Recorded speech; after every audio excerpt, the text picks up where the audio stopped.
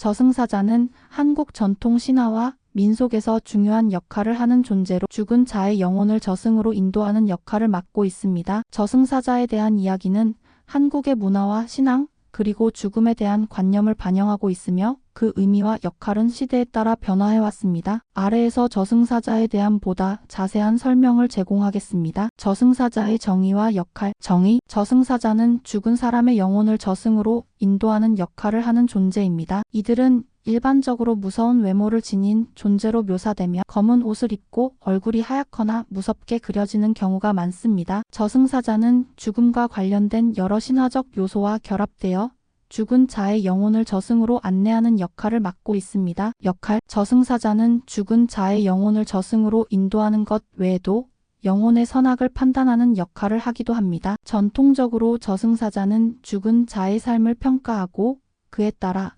저승에서의 처벌이나 보상을 결정하는 역할을 합니다. 이 과정에서 저승사자는 여러 가지 시험을 통해 영혼의 진실한 모습을 드러내게 하기도 합니다. 이러한 역할은 죽음 이후의 세계에 대한 두려움과 경외감을 반영하고 있습니다. 저승사자에 대한 전설, 전설의 기원. 저승사자의 개념은 고대 한국의 신화와 전설에서 유래되었습니다. 한국의 전통 신화에서는 저승사자가 죽은 자의 영혼을 저승으로 인도하는 중요한 역할을 하며 이들은 종종 신비로운 힘을 지닌 존재로 묘사됩니다. 저승사자는 죽음과 관련된 여러 신화적 요소와 결합되어 죽은 자의 영혼을 저승으로 인도하는 역할을 맡게 되었습니다. 전통적인 이야기. 저승사자와 관련된 전통적인 이야기들은 주로 구술 전통을 통해 전해져 왔습니다. 예를 들어 한 전설에서는 저승사자가 죽은 자에게 삶의 교훈을 주기 위해 나타나기도 하며 이 과정에서 죽은 자의 삶을 되돌아보게 만듭니다. 저승사자는